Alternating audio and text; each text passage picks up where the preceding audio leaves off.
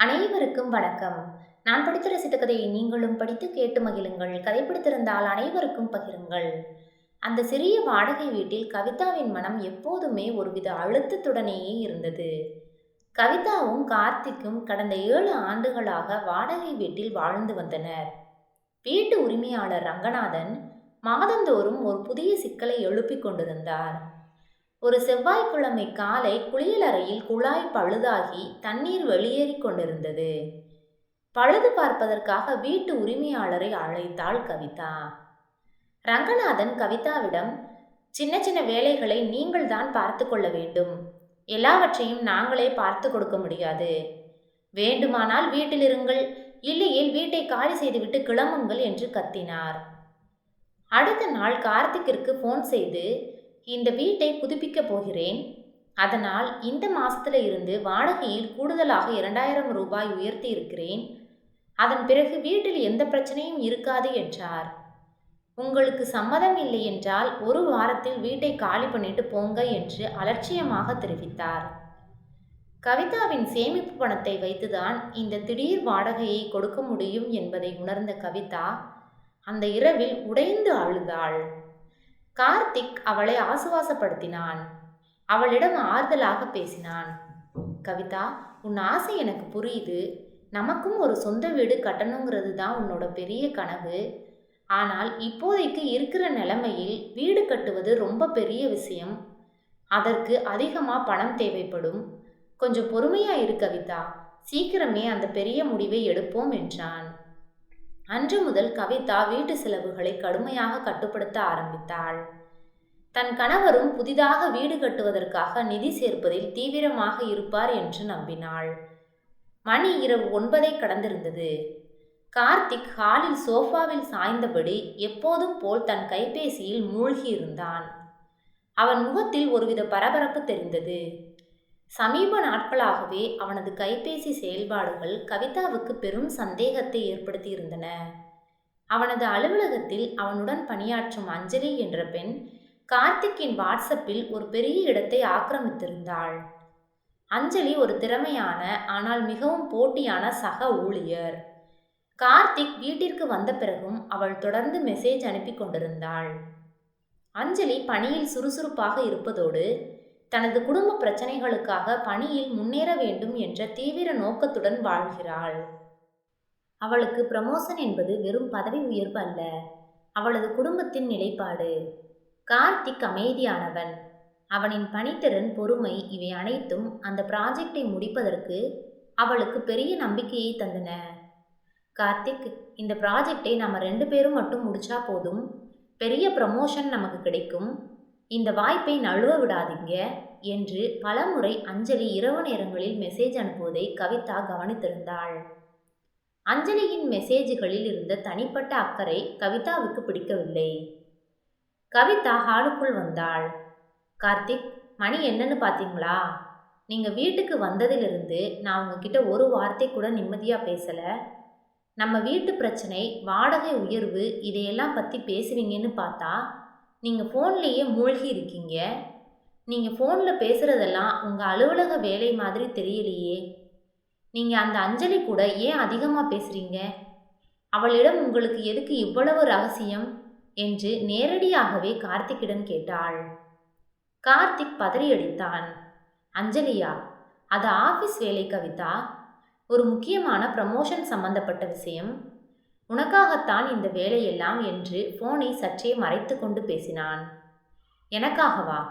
இதுதான் நீங்கள் சொல்கிற ஒரே பதில். ஆனால் நீங்கள் என்கிட்ட ஏதோ மறைக்கிறீங்கன்னு எனக்கு தெரியும். நம்ம வாழ்க்கையில் இருக்கும் பிரச்சனையை பார்க்காமல் நீங்கள் ஃபோன் மூலம் ஏதோ பண்ணுறீங்க. ஒரு நாள் எனக்கு உண்மை தெரியும் போது என்ன நடக்கும் என்று எனக்கே தெரியாது என்று கார்த்திக்கிடம் கோபமாக கத்தினாள். அவன் பெரிதாக எதையும் காதில் வாங்கி கொள்ளவில்லை. இருவருக்கும் இடையில் விவாதம் நடந்து அது சண்டையாக மாறியது. சரியாக அந்த நேரத்தில் சோஃபாவில் இருந்த கார்த்திக்கின் போனில் மீண்டும் அடுத்தடுத்து 2 நோட்டிஃபிகேஷன்கள் திரையில் தெரிந்து மறைந்தன. கவிதா கோபத்துடன் போனை எடுத்தாள். அவள் கையில் போன் இருந்தபோது திரையில் முதலில் வந்த மெசேஜ் அஞ்சலியிடமிருந்து வந்தது. மிட்நைட் 11 மணிக்கு எனக்கு ஒரு ஃபோன் பண்ணுங்க கார்த்திக். இந்த சான்ஸை மிஸ் பண்ணிடாதீங்க. ரொம்ப முக்கியமான விஷயம் என்று மெசேஜ் வந்திருந்தது. கவிதாவுக்கு நெஞ்சு வலிப்பது போல இருந்தது. மிட்நைட் 11 மணி, ரொம்ப முக்கியமான விஷயம். கவிதாவின் சந்தேகம் இப்போது பயமாக மாறியது. அடுத்து இரண்டாவது மெசேஜ் மொபைல் திரையில் தோன்றியது. அது இன்னும் பயங்கரமானது. அனுப்பியவர் சேகர். மெசேஜ் உள்ளடக்கத்தின் முதல் சில வரிகள் அவள் மனதில் இருந்த இருண்ட சந்தேகத்தை உறுதிப்படுத்தின. வேலையை உறுதி பண்ணிட்டேன். அட்வான்ஸ் பாதி பணம் இப்போ டிரான்ஸ்ஃபர் பண்ணுறேன். உங்கள் மனைவிக்கு தெரிய வேண்டாம். இது ஒரு சர்ப்ரைஸாக இருக்கணும். ஓகேவா என்று வந்திருந்தது. கவிதா நிலைகுலைந்தாள். அவள் கண்களுக்கு பெரும் அதிர்ச்சி ஏற்பட்டது. கார்த்திக் 2 ரகசியங்களை தன்னிடம் இருந்து மறைத்து வைத்திருக்கிறான். ஒன்று அஞ்சலியுடன் ஒரு ரகசியமான தொடர்பு, மற்றொன்று சேகர் என்ற நபருடன் ஒரு ரகசிய நிதி பரிவர்த்தனை. அவள் கண்ணுக்கு சொந்த வீடு கட்டுவதற்காக சேமிக்கும் பணத்தை வேறு ஏதோ தவறான வழியில் அவன் செலவழிக்கிறான் என்று தோன்றியது. இதோ பாருங்க கார்த்திக். கவிதா போனை கணவனிடம் நீட்டினாள். அவளது குரல் நடுங்கியது. நீங்க எனக்காக இல்லை நமக்காக வீடு கட்டுவதற்கு சேமிக்கிற பணத்தை வேறு ஏதோ வேலைக்காகவும் வேறு ஒருத்தருக்காகவும் செலவு பண்ணுறீங்க. இந்த அஞ்சலி யார்? இந்த சேகர் யார்?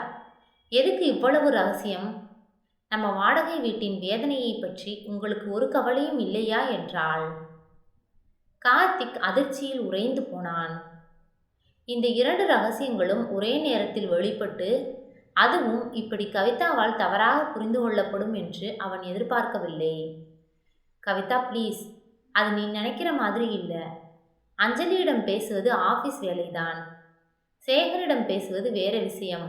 நான் எல்லாத்தையும் சொல்கிறேன், ப்ளீஸ் இங்கே உட்காரு என்று சோஃபாவை காட்டினான். ஆனால் கவிதாவோ, இனி பொறுமையாக இருக்க முடியாது கார்த்திக். உங்கள் ரகசியம் என் மனதை ரொம்ப காயப்படுத்திடுச்சு. உங்கள் ஃபோனும் அதில் இருக்கிற ரகசியமும் தான் இப்போ உங்கள் வாழ்க்கை. நான் இந்த நிமிஷமே என் அம்மா வீட்டுக்கு போகிறேன் என்று கத்தினாள். ரகசிய பண பரிவர்த்தனையின் பயம், அஞ்சலியின் மீதான சந்தேகம், வாடகை வீட்டு வலி அனைத்தும் சேர்ந்து அவளை அந்த வீட்டை விட்டு வெளியேற செய்தது. கவிதா பிரிந்து சென்று 3 நாட்கள் ஆனது. கார்த்திக்கிற்கு அந்த வீடு ஒரு குகை போல வெறுமையாக இருந்தது. அவனுக்கு போனை பார்த்தாலே எரிச்சலாக வந்தது. அவன் அந்த வாடகை வீட்டில் தான் செய்த ரகசிய முயற்சிகளுக்காக பெரும் விலை கொடுத்து விட்டதாக உணர்ந்தான். முதல் நாள் கவிதா சென்ற பிறகு கார்த்திக் அஞ்சலியின் மெசேஜ்களை உடனே அழைத்தான். அஞ்சலி போட்டிருந்த ப்ரமோஷன் பிளான் அவனுடைய சொந்த வீட்டு கனவுக்கு தடையாக இருக்கும் என்று தெரிந்து அவன் ஏற்கனவே அந்த ப்ரமோஷனை மறுத்துவிட்டான்.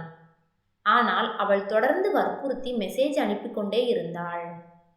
இந்த தகவலை கவிதாவிடம் சொன்னால் அவள் நம்ப மாட்டாள். மேலும் அவன் ப்ரமோஷனை மறுத்த விஷயம் கவிதாவுக்கு தெரிய வந்தால், நமக்காக சேமிக்காமல் ப்ரமோஷனையும் வேண்டாம்னு சொல்லிவிட்டார் என்று இன்னும் குழம்பி விடுவாள். கவிதாவை நினைத்து நினைத்து அவன் மிகவும் குழம்பினான். இந்த 2 ரகசியங்களும் இப்போது அவனுக்கு மிகப்பெரிய சிக்கலாக மாறியிருந்தது. அடுத்த நாள் கார்த்திக் அலுவலகம் சென்றவுடன் அஞ்சலியிடம் நேராக சென்றான். உங்க மெசேஜால் வீட்டில் பெரிய பிரச்சனை ஆகிவிட்டது என்றான். அஞ்சலி அதிர்ச்சி அடைந்தாள். என்ன கார்த்திக், நான் வேலை விஷயத்தில் மெசேஜ் அனுப்பினேன். உங்க மனைவி தவறா புரிந்து கொண்டாரா என்று கேட்டாள். அவன் தலையை மட்டும் ஆட்டினான். ஆம், ஆனால் நான் இப்போது எல்லாத்தையும் புரிந்து கொண்டேன். ப்ராஜெக்ட் ப்ரமோஷன் எல்லாம் பின்புதான். என் மனைவி, என் குடும்பம் நிம்மதியா இருக்கணும், அதுதான் எனக்கு முக்கியம் என்றான். அந்த சொல்லை கேட்ட அஞ்சலி ஒரு நிமிடம் அமைதியாக இருந்தாள். அவள் வாழ்க்கை முழுக்க வெற்றிக்காக ஓடியிருந்தாள். ஆனால் இப்போது அவளுக்கு புரிந்தது, வெற்றிக்கு புறம்பாக ஒரு நிம்மதி இருக்கிறது. அவள் மெதுவாக சொன்னாள், சாரி கார்த்திக், உங்க முடிவு சரிதான். உங்க குடும்பம் நிம்மதியா இருக்கணும். இனிமேல் நான் உங்களை தொந்தரவு செய்ய மாட்டேன் என்று சொன்னாள். மேலும் எனக்கு வெற்றி தேவை என்றால் நானே இந்த ப்ராஜெக்டை முடித்திருக்க வேண்டும். உங்களை வற்புறுத்தி இருக்கக்கூடாது. என்னை மன்னித்து விடுங்கள் என்று சொன்னாள். அதன் பிறகு அவனிடமிருந்து ஒதுங்கி கொண்டாள். தினமும் கார்த்திக் கவிதாவின் அம்மா வீட்டிற்கு செல்லும் வழியில் இருந்த பூக்கடையில் அவளுக்கு மிகவும் பிடித்த மல்லிகை பூக்களை வாங்கிக் கொள்வான். அவனது கார் கவிதாவின் அம்மா வீட்டின் தெருமுனையில் மெதுவாக செல்லும். மனைவி ஜன்னல் வழியாக பார்க்க மாட்டாளா என்று தினமும் ஏங்குவான். ஒரு நாள் தைரியத்தை வரவழைத்து கொண்டு அவளது வீட்டு வாசலுக்கே சென்று விட்டான். வாசலிலேயே தயங்கி தயங்கி நின்று கொண்டிருந்தான். அப்போது ஏதோ வேலையாக வெளியே வந்தபோது கவிதாவின் அம்மா மருமகன் நிற்பதை பார்த்தார். கார்த்திக்கை பார்த்த பிறகும் அவர் முகத்தில் எந்த சலனத்தையும் காட்டவில்லை. எதுக்கு இங்கே வந்தீங்க தம்பி? அவ இப்போதான் தூங்க போனாள். அவளை ஏமாற்ற உங்களுக்கு எப்படி மனசு வருகிறது?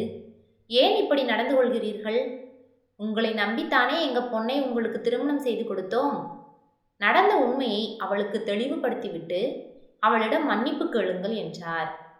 இல்லைனா அவ மனசு ரொம்ப கஷ்டப்படும் என்று சொன்னார். கார்த்திக் மல்லிகை பூவை பின்னால் மறைத்து கொண்டான். அவள் நம்பிக்கையை தொலைத்த பிறகு பூவை கொடுப்பது அவளை மேலும் அவமானப்படுத்தும் என்று பயந்து மனைவியை பார்க்காமலேயே சோகத்துடன் வீடு திரும்பினான். வீட்டுக்கு போன பிறகும் நிம்மதியாக இருக்க முடியவில்லை. அவனால் சாப்பிடக்கூட முடியவில்லை. கவிதா இல்லாத வெற்றிடம் அவனுக்கு பெரிய வலியை தந்தது. அவன் அவசரமாக சேகருக்கு அழைக்க வேண்டியிருந்தது. சேகர், என்ன ஆனாலும் பரவாயில்லை, அடுத்த 2 நாள்ல எல்லா வேலைகளையும் முடிச்சிடுங்க. நான் கவிதாவிடம் அனைத்தையும் தெளிவுபடுத்தி அவளிடம் மன்னிப்பு கேட்கணும் என்றான். சரியாக அடுத்த நாள் மாலை கவிதா தன் தாயின் வீட்டில் கார்த்திக்கை எண்ணி அழுது கொண்டிருந்தாள். அப்போது அவள் போனில் ஒரு புதிய வீடியோ கால் நோட்டிபிகேஷன் வந்தது. அதுவும் சேகர் என்ற அதே பெயரிலிருந்து வந்தது. கவிதா தயக்கத்துடன் முதலில் அழைப்பை ஏற்கவில்லை. யார் என்றே தெரியாத நபரிடம் நான் ஏன் பேச வேண்டும் என்று போனை எடுக்கவில்லை. அவளது அம்மா, ஏய் எடுத்து பேசு, ஏதாவது முக்கியமான விஷயமாக இருந்தால் என்ன செய்வாய் என்றார். கவிதா மீண்டும் வந்த அழைப்பை ஏற்றாள். சேகர் மிகவும் வருத்தத்துடன் பேசினார். வணக்கம் மேடம், என் பேர் சேகர். நான் கார்த்திக் சாருடைய கான்ட்ராக்டர். உங்கள் 2 பேருக்கும் இடையில் இருக்கும் பிரச்சனைக்கு நான் தான் காரணம்னு கேள்விப்பட்டேன். அதனால தான் மன்னிப்பு கேட்கணும்னு ஃபோன் செய்தேன். சார் உங்களுக்கு ஒரு சர்ப்ரைஸ் கொடுக்கணும்னு நினச்சதை நான் வீணாக்கி விட்டேன். சேகர் தன் கேமராவை திருப்பினார். திரையில் அவர் காட்டியதை பார்த்தவுடன் அவளின் இதய துடிப்பு ஒரு நிமிடம் நின்றது. அவள் கனவில் கண்டது போலவே ஒரு பெரிய அழகிய தனி வீடு தெரிந்தது. புதிதாக வண்ணம் பூசப்பட்டு முகப்பில் அழகிய மர வேலைப்பாடுகளுடன் அது கம்பீரமாக நின்றது. அது வெறுமனே ஒரு வீடு அல்ல, அவர்களுக்கு நிம்மதி அளிக்கும் ஒரு புதிய வாழ்க்கை. இந்த வீட்டை அவர் உங்களுக்கு சர்ப்ரைஸாக கொடுக்கணும்னு 1 மாசமா பிளான் பண்ணிட்டு இருக்காரு மேடம். நாங்கள் 2 பேரும் ஃபோனில் பேசினது எல்லாமே இந்த வீட்டை கட்டி முடிப்பதற்காகத்தான். உங்களுக்கு சந்தேகம் வரக்கூடாதுன்னு ராத்திரி பகலா தன்னோட அலுவலக வேலையை முடிச்சுட்டு இதுக்காகத்தான் என்னிடம் பேசிக்கொண்டிருந்தார். அந்த அட்வான்ஸ் பணம் டிரான்ஸ்ஃபர் இந்த வீட்டுக்கான பேமெண்ட் தான் மேடம். வாடகை வீட்டால் உங்களுக்கு ஏற்பட்ட கஷ்டம் அவருக்குள்ள பெரிய வலியை கொடுத்துருக்கு. அதனால தான் 1 வாரம் முன்னாடியே இந்த வீட்டை முடிக்கணும்னு இவ்வளோ அவசரப்பட்டாரு என்றார் சேகர். சேகர் சிறிது நிறுத்திவிட்டு தொடர்ந்தார். மேடம், இன்னொரு விஷயம், அவர் ப்ரமோஷன் கூட வேண்டாம்னு சொல்லிட்டாரு. ஏன்னா புது வேலைக்காக அடிக்கடி வெளியூர் போக வேண்டியிருக்கும், வாரக்கணக்கில் அங்கேயே தங்க வேண்டியிருக்கும். அப்போ இந்த வீட்டோட சந்தோஷம் கெட்டு போயிடும். உங்களோட அவரால் நேரம் ஒதுக்க முடியாதுன்னு அந்த ப்ரமோஷனை கூட வேண்டாம்னு சொல்லிட்டாரு. உங்களோட சொந்த வீடு கனவுதான் அவருக்கு அஞ்சலி வற்புறுத்திய ப்ரமோஷனை விட முக்கியம்னு சொன்னாரு. கவிதாவின் கண்ணில் கண்ணீர் பெருக்கெடுக்க அழுது கொண்டிருந்தாள். அவள் சந்தேகித்த 2 விஷயங்களுமே இப்போது அவளது சந்தோஷத்திற்காக செய்யப்பட்ட தியாகங்கள் என்று புரிந்தது. அவள் பேச முடியாமல் அழைப்பை துண்டித்தாள். கவிதா கதவை தட்டியவுடன் கார்த்திக் மெதுவாக திறந்தான். அவள் கண்ணீர் வழிந்த முகம் அவனுக்கு எல்லா பதிலையும் சொன்னது. 1 நிமிட அமைதிக்கு பிறகு அவள் மெதுவாக அவனை அணைத்து கொண்டாள். என்னை மன்னிச்சிரு கார்த்திக் என்று தயக்கத்துடனேயே தன் கணவரிடம் பேசினாள். உன்னை நம்பாம போனது மிகப்பெரிய தவறு. கணவன் மனைவி உறவில் நம்பிக்கைதான் அச்சாணி. உன்னிடம் எல்லாவற்றையும் தெளிவாக கேட்டிருக்க வேண்டும். அதற்கு முன்னால் உன்னை சந்தேகப்பட்டது எவ்வளோ பெரிய தவறு என்பதை நான் உணர்ந்து விட்டேன். அந்த வீடு பற்றி தெரிஞ்சதும் என் மனசு உடைஞ்சு போச்சு. அவன் அவளது தோளில் கையை வைத்தான். இல்ல கவிதா, மன்னிப்பு நான் தான் கேட்கணும். உன்னிடம் எல்லாவற்றையும் சொல்லாமல் உன்னை அதிர்ச்சியில் தள்ளிவிட்டு விட்டேன். ஆனால் அந்த வீடு நம்ம இருவருக்காகத்தான். இருவரும் வீட்டில் சோஃபாவில் அமர்ந்தனர்.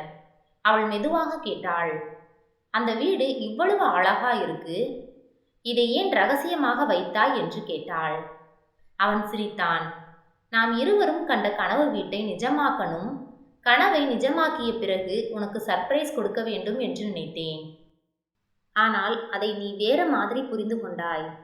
கவிதா தலையை குனிந்து கொண்டாள். சில நேரம் சந்தேகம் நம்பிக்கையை மிஞ்சிடும் கார்த்திக். ஆனால் நான் அந்த வீட்டை பார்த்தவுடனே நீ என்னை எவ்வளவு நேசித்திருக்கிறாய் என்பதை புரிந்து கொண்டேன். உன்னுடைய மனசு எவ்வளவு நல்லதுன்னு தெரிஞ்சது. அவன் ஆழமாக சுவாசித்தான். அது முடிஞ்சு போச்சு கவிதா. இப்போ நாம் புதிதாக ஆரம்பிக்கலாம். அந்த வீடு நம் இருவருக்கும் ஒரு சாட்சியாக இருக்கட்டும் என்றான். அவர்கள் வாழ்க்கை புதிய வீட்டில் இனிமையாக சென்றது. நன்றி. கதை பிடித்திருந்தால் லைக் பண்ணுங்க, ஷேர் பண்ணுங்க, சப்ஸ்கிரைப் பண்ணுங்க. உங்களுடைய கருத்துக்களை கமெண்ட் பாக்ஸில் தெரிவிக்கவும். தங்கள் ஆதரவிற்கு நன்றி.